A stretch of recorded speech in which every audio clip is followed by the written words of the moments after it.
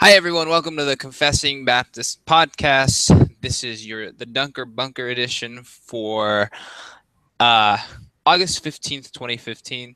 My name is Javier and I have Junior with me. How are you today? Hey, buddy. Good to see you, man. It's been a while, huh? Yeah. Well, you're not really seeing me. My camera's off, but I don't really have a camera. So, we are your source for all things 1689. It's been a while, like I said. It's good to be back. I've been rather busy these last few months, so it's good just to be able to uh, speak to you guys. And with that said, let's just go ahead and dive in, I guess. These are the headlines from the Dunker Bunker, and we are your bi-monthly now audio source for all things 1689. Pretty soon we'll be your annual audio source for all things 1689. um, let's go ahead and go on to events this month. All right. We have a few upcoming events, right, bro? Well, yeah. So we got one new one coming up in September. Is the annual Keats Conference 2015, and if you remember, they're going through the confession chapter by chapter. So this coming this year, next month, they'll be going through.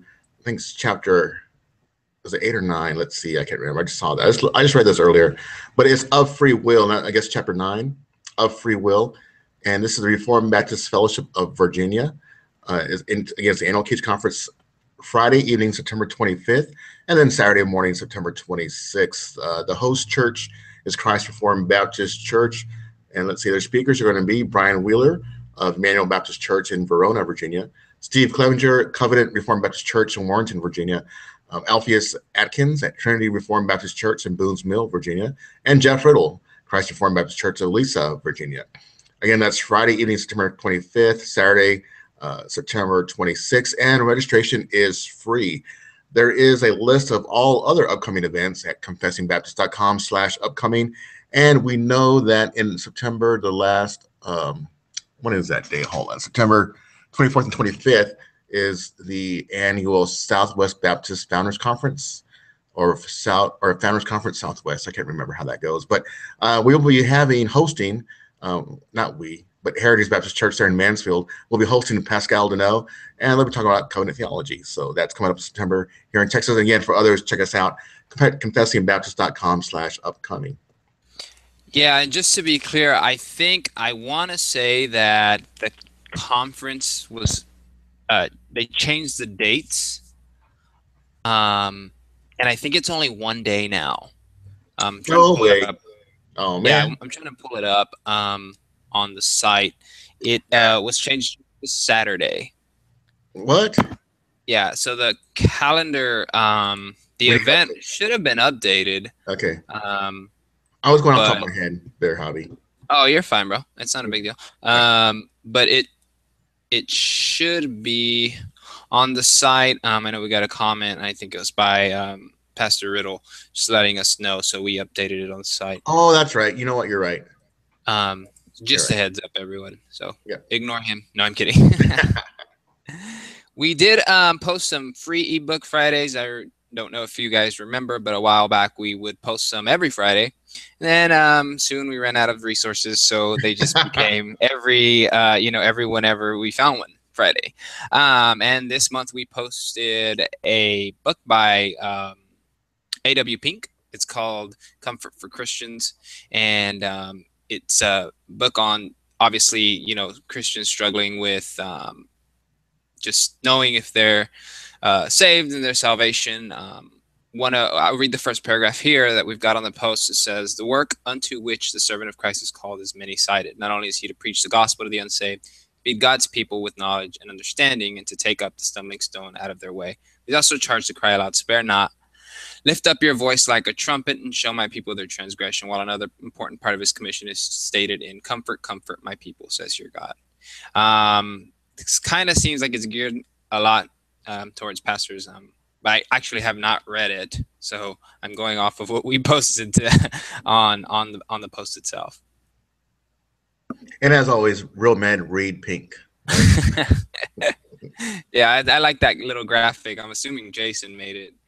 Right. It's so funny because I found this website and I thought it was like this new thing that I found. Right, every time I mention anything to Jason, he like already knows about it. Knows about it, right? Awesome way to make graphics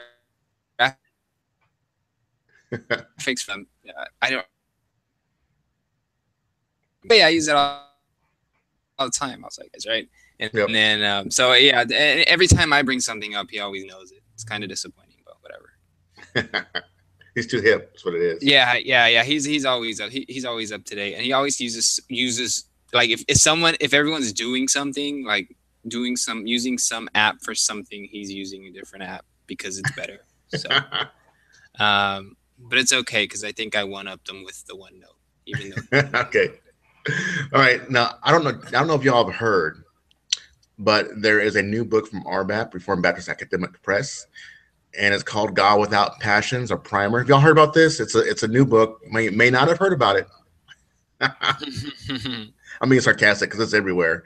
This new book, it's by Sam Renihan. It's a primer, and again, this is the second book. So the first one was a reader, and this one is a primer. The first one was a reader of history, and this one is written, and it was collected. It's a collection or edited version of other authors, and this is a book, a primer by Sam Renihan. So I'll go real quick here. This is from RBAP. The book deals with something that you may have never heard of: the doctrine of divine impassibility. Impassibility is not a word often. Well, my thing just cut off. My script just cut off. But it's about divine impassibility, and it's from our Confession of Faith of God, the Holy Trinity. And it's 112 pages, again, from RBAP. You can get that now. And I've heard Richard Barcelo saying there'll be another book coming out. And I'm not sure if that's what's going on there. But I know, so we have a reader, now we have a primer from RBAP. And if you've have any kind of social media, then you already know about this. And this is not news to you. Yeah, but you can get it out. There's another book coming out in order to accompany. It's almost like 3 sets, and right. They recommend a trilogy. It's God Without Passions, a primer. It's actually available now at Reformed Baptist Academic Press website for $7. And along with that, there's another book I cannot for the life of me remember. The first one was a reader. The first one is a reader. This one's a primer, and there's another one that they're releasing. But this one's $7. If you go to Amazon, it's $10. So you save yourself a few bucks, and you support our brother Richard Barcelos, who is a pastor out in California. So I would suggest that you do that instead. Also available, just so you guys know, I just checked it right now. It's 99 cents. There's this one's 9 perspectives. It's those perspectives books.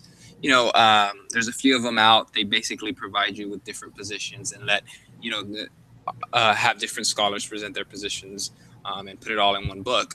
And there's one on church government, and then there's one on family ministry. And those are still 99 cents for Kindle. If you look at the original price for the hard copy, it's about $25. So, I mean, you could save yourself a good chunk of change there. Right. Those are good books. I like how they do those. And the different publishers have different series. Zondervan has a series on different views on, and it's from Bauman Holman. So these are pretty good. I think I have like 2 of these. One of them I would not recommend. It's on Christian worship because it's more of the broad evangelical differences in worship. So none of that would apply to me.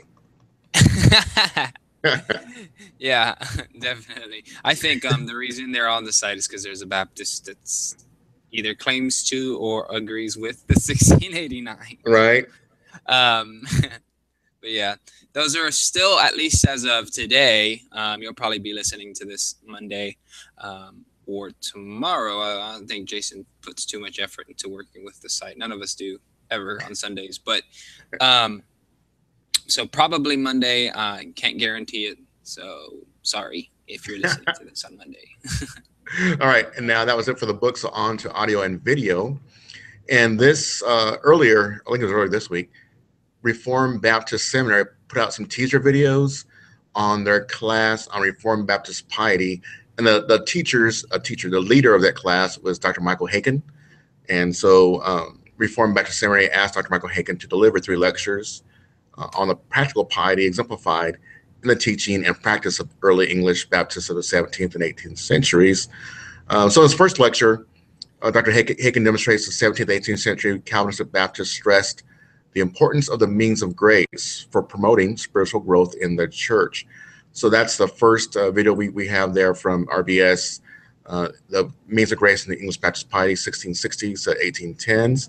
And then Dr. Haken spoke on Andrew Fuller's teaching on the spirituality of baptism.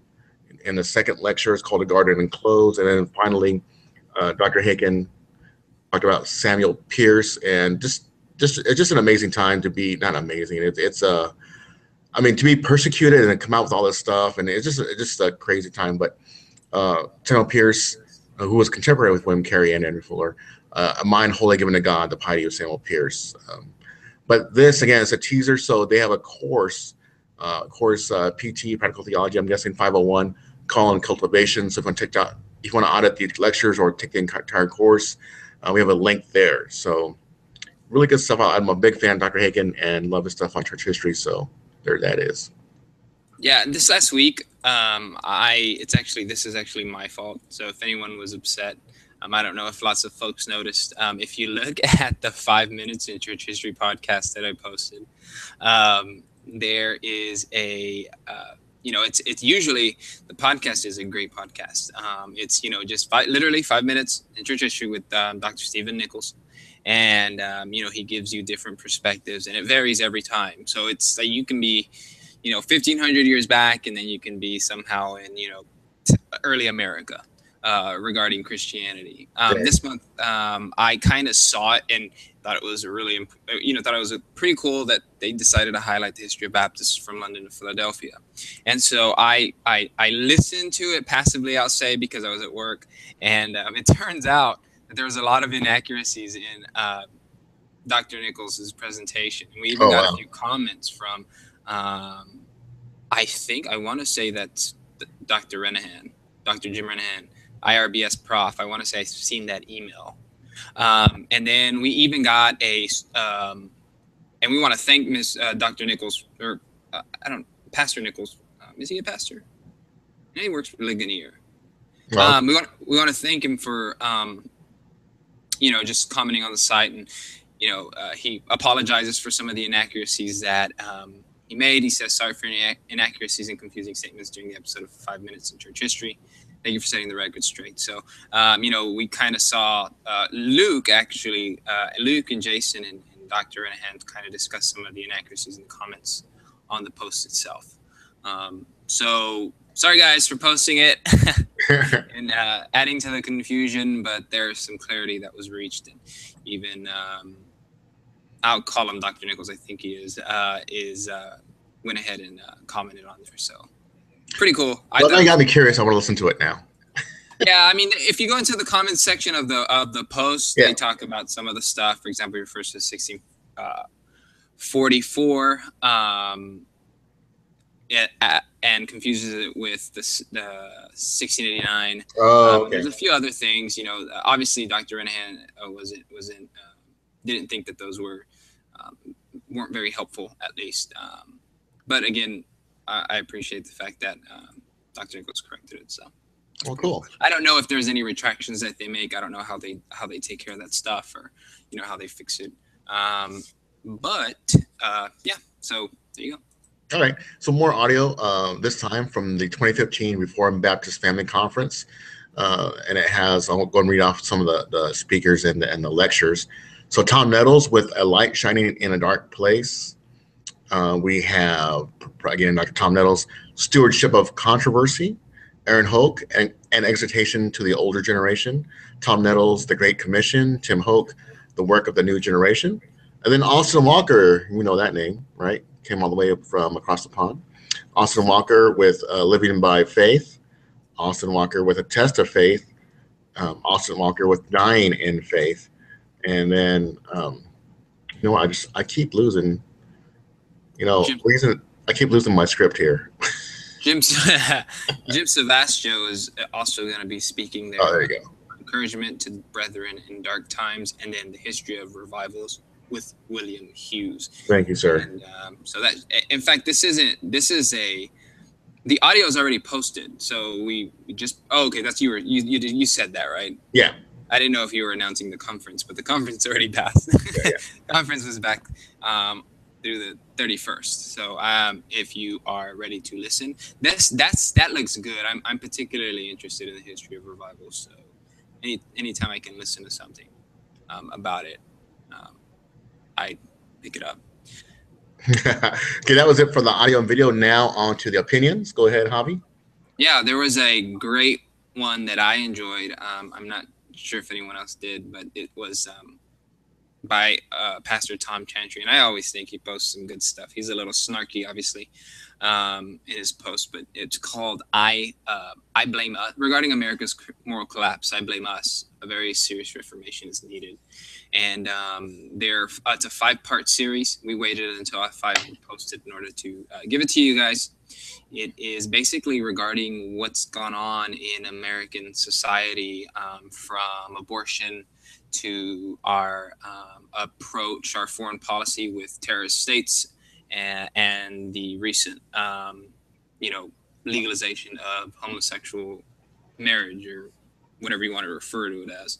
A lot of them discuss just the law of God, why our evangelical theologians have become, I guess, in a lot of ways antinomian, or actually he kind of just says it. They are, and it's a good series. I really appreciate his stuff. He seems to be very serious in what he thinks. And I almost I don't know if you guys, a few weeks back I posted the actual sermon from his church where he talked about the legalization of gay marriage, and I almost felt like this sort of was his more reflection on just sort of on that was a piece of it, and he decided to write more on it. It's a really good series. Did you read it? I didn't, but I noticed it was recommended by Dr. Gabe Williams at the Road of Grace. He's calling it a modern perspective on antinomianism. And some of the series titles he's got there on the series is Blame Us, The Collapse, The Law, The Rejection, The Failure, and The Recovery. So it looks really good. So you're saying that the sermon and these series go hand in hand, huh? I mean, I think, well, as regarding at least one aspect of it, sure. The legalization of gay marriage. And I don't think they're like direct, but I think he kind of thought about it a lot. It kind of helped him. I'm not sure. I just made a connection between the two, but. You know what? So I've been thinking about this, Javi. So in modern 21st century Western culture, I guess, first world Western culture. So there's this, our culture has this, they want to get away from males and female, what sex are you, right? And, Target is taking away what boys and girls stuff from on their labels, right? And, right. So I have a solution, Javi. What? Okay, so this is what we do, man. So instead of like a male's room, or like restrooms, right? Male, female, right? Mm-hmm. Innies and outies. That's what we change everything to. you're either an innie or you're an outie, and you pick one of those. That's where you. All the innies will probably be, all the innie restrooms will probably be really disgusting. Because they'll be used about 95% of the time, at least. It's true. Right, like regarding that gender stuff, I just think that's horrible for the consumer. Because any person that's going to go buy a toy is going to be really confused. I mean, because we still think like that. So that's not helpful to us, because it's not as if Target is only present somewhere on the East or West Coast. It's here in the South. It's I'm assuming it's all over the United States, right. And so it's yesterday, for example, I went to Walmart and I was looking for, and this is really old, but I was for my I guess my wife's brother. He's younger. He plays with Pokemon cards, right? And so I was kind of going through the aisles, and I was thinking, I remember when I used to play with Pokemon cards and whatnot. Right. But I could not for the life of me find them. And I started thinking, what's going to happen when these usually these are pretty much for boys. That's what we consider it. What's going to happen when they're just piled up right next to the Barbies? And I would never even think to go that way. So I left and I went to GameStop and I found them, and it was quick in and out. It took me, I was in Walmart. I mean, on top of other things that I was doing at Walmart, but it took me at least a good 30 minutes to just finally say, you know what, forget it. I'm hungry. So I mean, it just doesn't seem like it's not good for business, but it's also just, I think it's silly, but whatever. I don't know. All right, so that was our 2 cents. Moving on to Ask a Reformed Baptist. Javier, you want to take this one here? Yeah, sure. For Ask a Reformed Baptist, wait, you know what? I lost my place. I'm sorry. Tom Nettles. Oh, yeah. Sorry, I'm a little rusty since I've been here in a while. So, Tom Nettles, he interviewed Tom Askell on the 1689. He asked him several questions. Tom Askell obviously is the director of Founders Ministries, and Tom Nettles is a professor at Southern Seminary, and at least he was. I'm not sure if he still is. And he interviews him in the latest Founders Journal. But I don't know. I'm looking at the posts in the Founders Journals from the summer of 2005. Was this something we just decided to post? Or maybe it's a typo. Who knows? Yeah, because it could have been 2015. Same. Either way, it's some good stuff for you. So it's still an Ask a Reformed Baptist, I guess. Some of the questions that he asked is, how does using a confession of faith benefit a church body? What are the doctrinal strengths of the Second London Confession?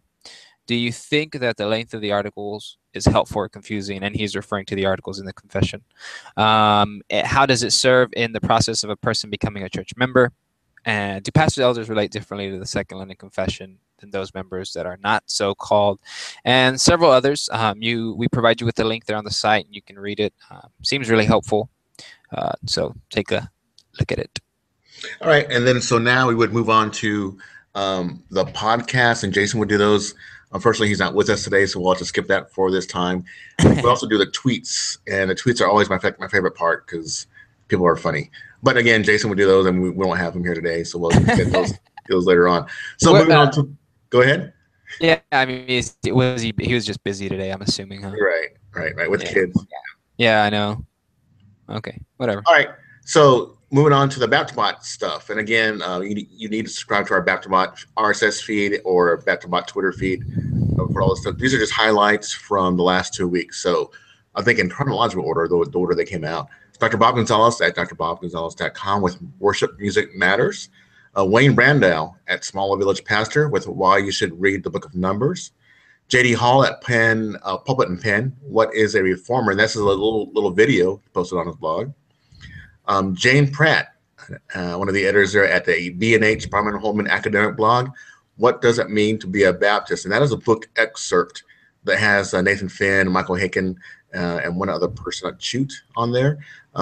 Mike at 1689 Black Reformed Baptist. T.D. Jakes on the Black Church and LGBTs. Aaron Hoke at Grace Baptist Church, Warsaw. Some if-then questions about Planned Parenthood and abortion. That was good. I like that a lot. Dr. Bob Gonzalez at Reformed Baptist Seminary. RBS becomes an affiliate member of ARTS, the Association of Reformed Theological Seminaries. And then I am going to include a link also with the ARTS member directory. There you can see what other. So we're in good company, by the way. So that's a good thing. ARTS is a good association, and there's some good seminaries in there. Beth. Okay, so Beth Saathoth. It's Saathoth. Beth Saathoth, I'm guessing. Saathoth. How would you say that, Javi? You would say Beth. Yeah, I say Beth Saathoth. Saathoth. At a little leaven. Yeah. I'd like. Maybe Saathoth. Yeah, I want you all to go to her blog and like it or thumbs up because she defended her book review of a Paleo Baptist book. So good for you. The blog post is called Petty Objections or Precision. So good for you, Beth.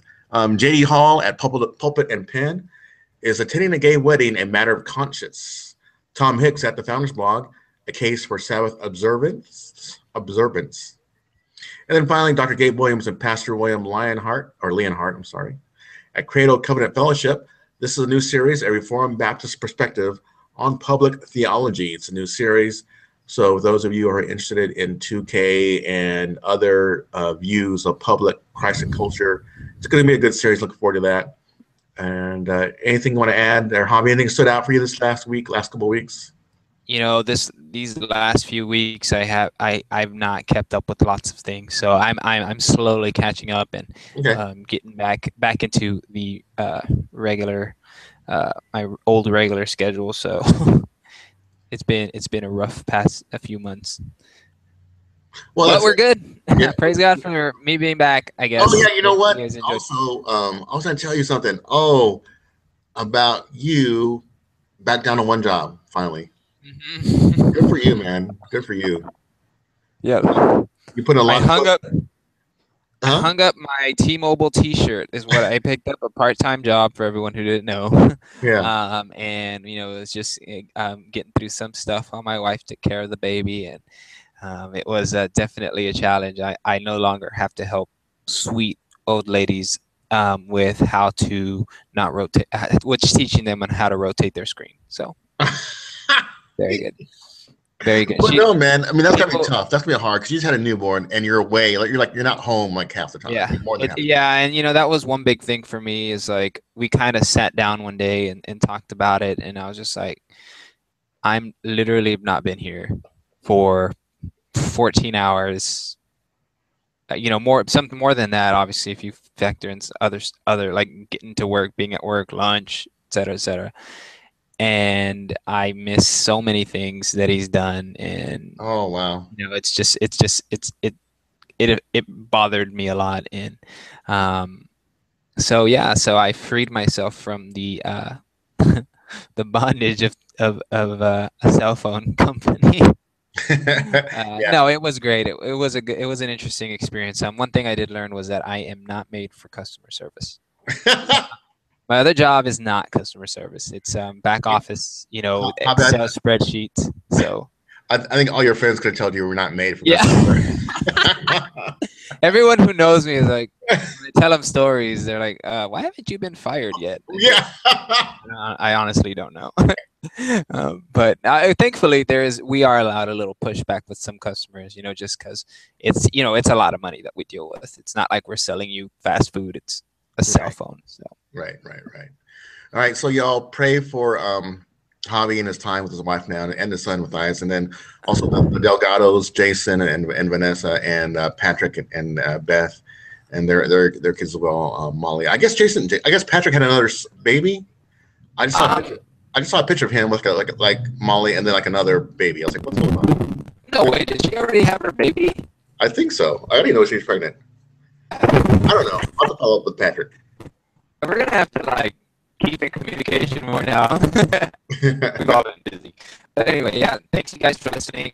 It feels good to be back. I made sure to take some time out because I couldn't before. So glad to talk to you too, Junior. All right, y'all have a blessed Lord's Days. Until next time on the 1st of the month, we'll see you again. Thanks for Hobby. Thanks for everybody for listening. We'll talk to you later. Goodbye. Yeah, bye.